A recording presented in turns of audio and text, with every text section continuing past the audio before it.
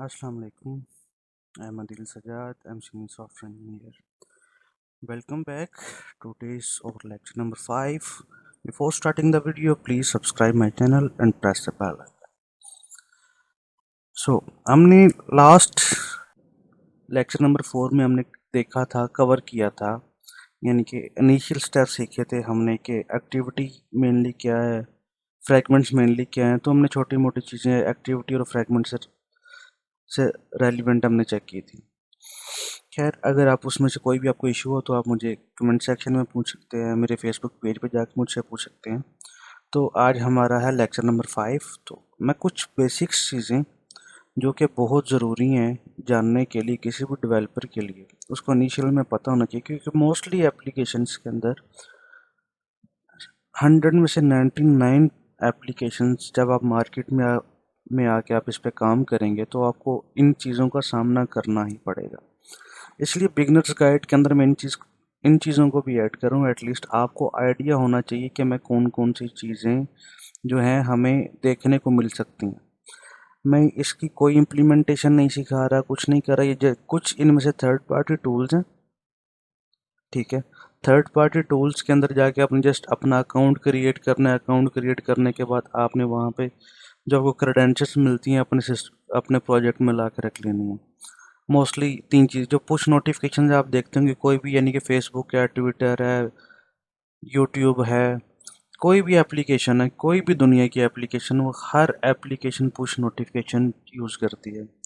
Push notification होता क्या है कि जो आपके पास एक मैसेज के रिसीव होने पे, एक व्हाट्सएप के मैसेज रिसीव होने पे, जो आपके पास आपकी ड्राउ डाउन ड्रार के अंदर आपके पास जो पॉपअप या जो एक विजेट शो होता है लिस्ट की शक्ल में, उसको हम पुश नोटिफिकेशन कहते हैं, ठीक है।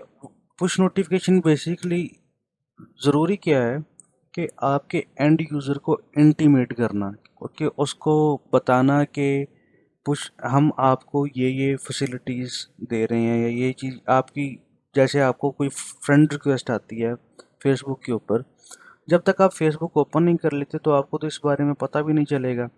तो उन्होंने क्या किया कि हम यूज़र को एक इंटीमेट देते हैं। जैसे ही उसका वाईफाई या मोबाइल डाटा ऑन होगा तो हम उस यूज़र को इंटीमेट कर देंगे कि इस यूज़र ने आपको फ्रेंड रिक्वेस्ट सेंड की है, या व्हाट्सएप के ऊपर किसी आपके दोस्त ने, किसी जानने वाले ने आपको मैसेज सेंड किया है। जब तक आप व्हाट्सएप ओपन नहीं कर लेते तो आपको नहीं पता चलता कि मुझे व्हाट्सएप पे मैसेज कौन से रिसीव हुए हैं।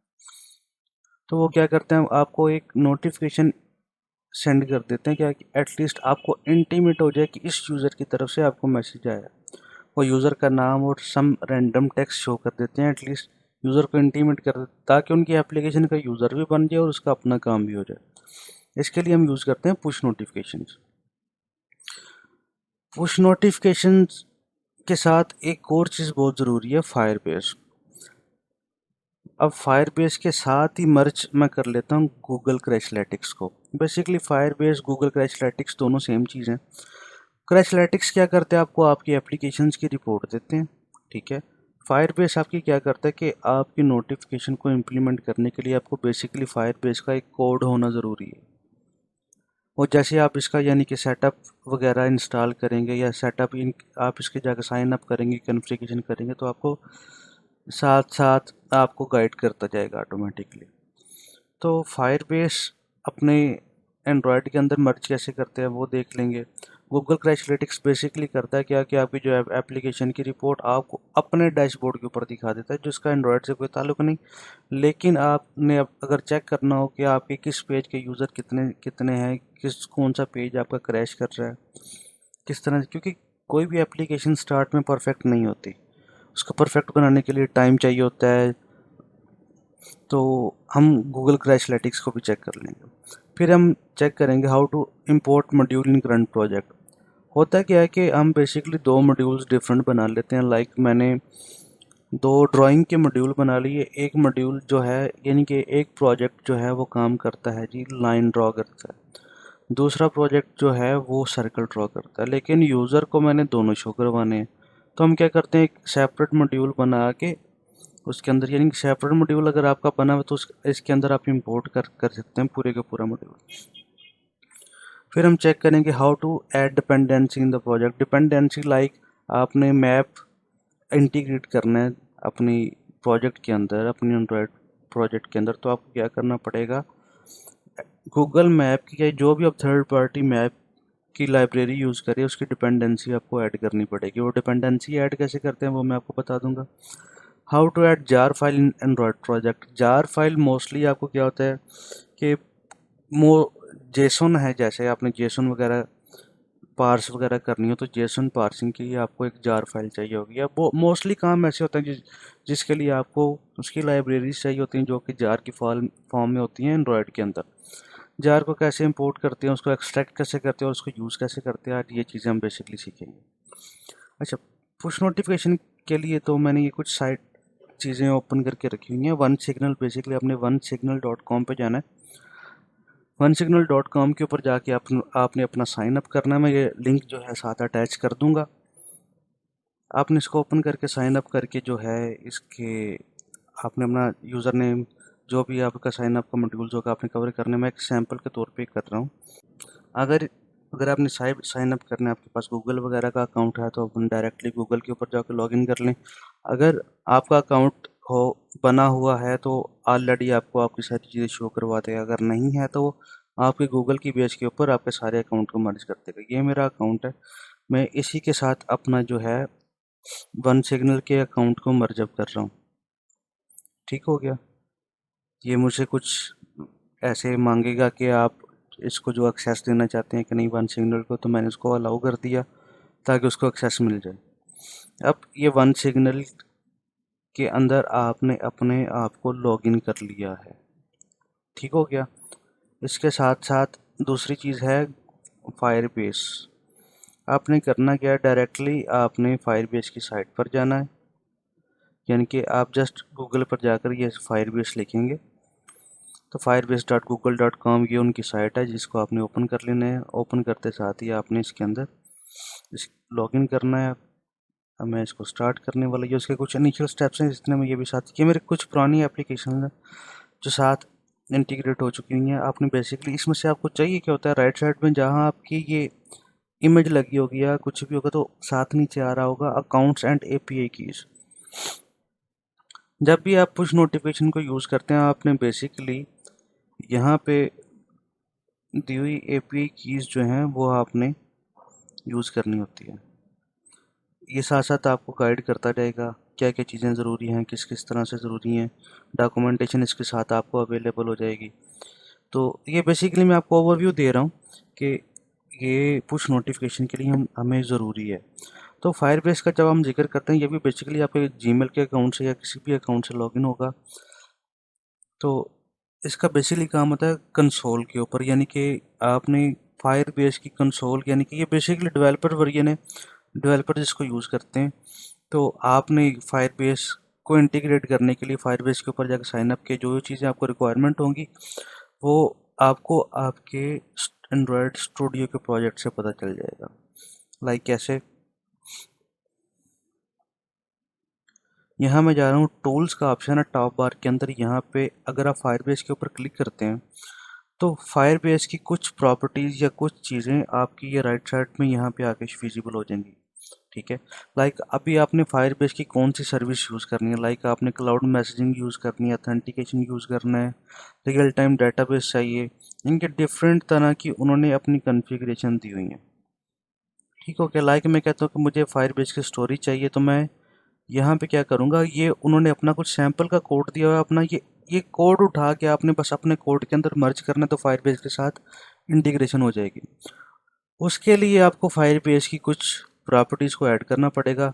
तो वो फायरबेस की जब आप साइन अप करेंगे तो वहाँ आपको कोड देगा, वो आपने जाके अपने इस कोड में ऐड कर देना। कुछ भी ज़रूरी नहीं है इसमें। जैसे आप सिंपली अगर आप अपने डायरेक्टली इधर आते हैं अपने एंड्रॉयड स्टूडियो के ऊपर, आप यहीं से कनेक्ट टू फायरबेस करते हैं तो ये आपको कुछ चीज़ें दिखा देगा कि ये चीज़ें ज़रूरी हैं, यानी कि इस पैटर्न को फॉलो अप करें तो फिर फायरबेस से कनेक्ट हो जाएंगे। गूगल क्रैशलैटिक्स क्या है, आपने जस्टली जाके सिंपल जाके वहाँ पे आपने अपना साइन अप करना है। मैं जाके सिंपल इधर लिखूँगा गूगल क्रैशलैटिक्स। ये उन्होंने फायरबेस, मैंने पहले भी बताया था कि दोनों सेम चीज़ें हैं, यानी कि क्रैशलेटिक्स हो गई या फायरबेस के साथ मोस्टली ये चीज़ें प्रोवाइड करता है। जब अपने अपने प्रोजेक्ट के अंदर आप चेक करेंगे तो आपको यहाँ पे अच्छा, ये आपकी एप्लीकेशन का नाम है। सॉरी, मैं वापस आ रहा हूँ फायरबेस के ऊपर, वो ओपन हो गया लोड होने के बाद। जो आपकी एप्लीकेशन का नाम है वो ये एप्लीकेशन का नाम उठा लेगा। अगर कोई आपकी एग्जिस्टिंग एप्लीकेशन है आपने वो उठानी है। अगर इसी को करना है तो ये बता रहा है अपना कंट्री या रीजन चूज़ कर लेना है। जो भी आपका रीजन आएगा, सैम्पल के तौर पे मैं एक सैम्पल चूज़ कर रहा हूँ, कनेक्ट टू फायरबेस में करता हूँ। तो वो क्या करेंगे, फायरबेस के साथ connectivity, please check your internet connection, try again. सम हो मेरे इंटरनेट की कनेक्शन, मैं चेक कर लेता हूँ। खैर, इसको जस्ट आपने कनेक्ट करना है तो ये आपका कनेक्ट हो जाएगा। बाकी आ जाता है how to import module in your current project. ठीक हो गया। लाइक कि मैं जाऊंगा टॉप फाइल के अंदर जाऊंगा मैं, न्यू के अंदर जाने के मैंने जाके करना है इधर इम्पोर्ट मॉड्यूल। यहाँ इम्पोर्ट मॉड्यूल का ऑप्शन है। जब आप मॉड्यूल के ऑप्शन के ऊपर क्लिक करेंगे तो ये आपके डायरेक्टरी की ऑप्शन मांगेगा, कहीं कोई भी और एप्लीकेशन है। ठीक है, लाइक मैं कहता हूँ कि मेरी सैंपल के तौर पे ये एक एप्लीकेशन है, मैं इसको इसके अंदर इंपोर्ट करना चाह रहा हूँ। अगर तो ये रेलिवेंट ये वो एंड्रॉयड स्टूडियो किससे अंदाज़ा लगा लेते हैं। अगर उसकी ग्रेडल फाइल इसको मिलती है तो वहाँ से ही गेस कर लेगा। चले, मैं सैंपल के तौर पे कोई जो है कोई पुरानी एप्लीकेशन इसके साथ ऐड कर लेता हूँ। लाइक माई एप्लीकेशन के नाम से एक एप्लीकेशन पड़ी हुई है, project container module with this name app. अगर सेम मॉड्यूल होगा तो वो नहीं करेगा, अगर डिफरेंट मॉड्यूल है तो उसको। ये बेसिकली माई एप्लीकेशन ही हम यूज़ कर रहे हैं तो इस वजह से ये फिर मैं सैंपल के तौर पे आपको एक चीज़ ऐड करके मॉड्यूल दिखा देता हूँ, एटलीस्ट आपको क्लियर हो जाए कि वाकई ही यहाँ से मॉड्यूल ऐड हो सकता है।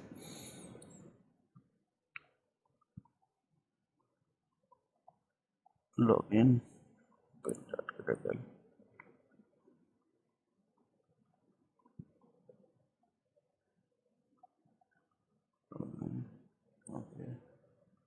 इंपोर्ट,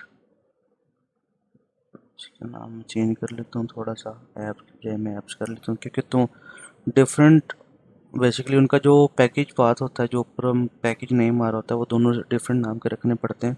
तो डिफरेंट नाम के मैंने एक स्टार्टिंग ऐप था और दूसरे का मैंने ऐप्स रख दिया।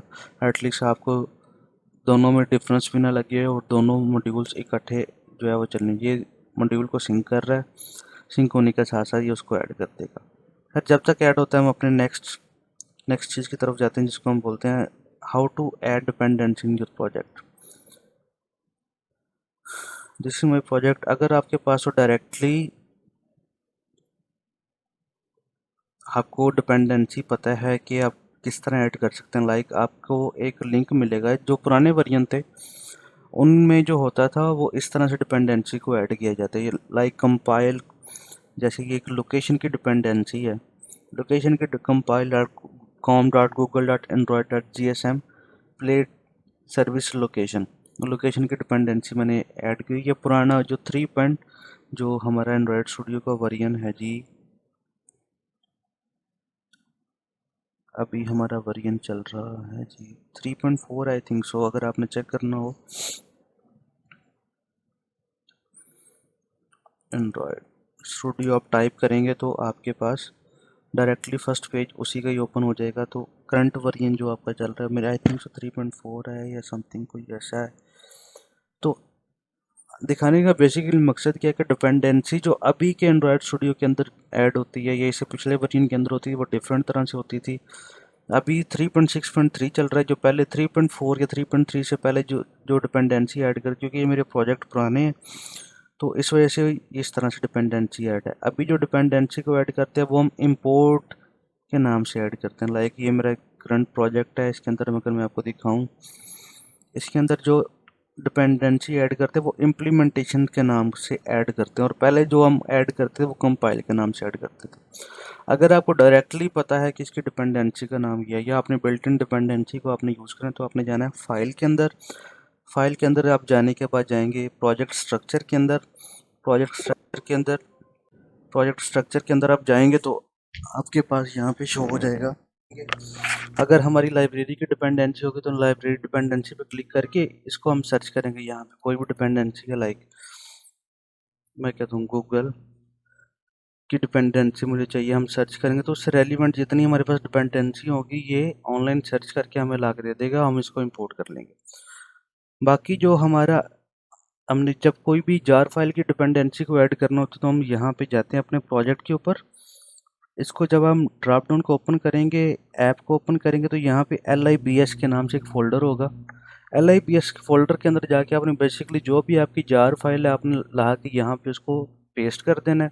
पेस्ट करने के बाद आपने जाना है जी वापस वहाँ प्रोजेक्ट स्ट्रक्चर के अंदर, प्रोजेक्ट स्ट्रक्चर में आपने जो आपकी एप्लीकेशन है वहाँ पे जाना है, प्लस के साइन के ऊपर क्लिक करना है, जार की डिपेंडेंसी पे जाना है।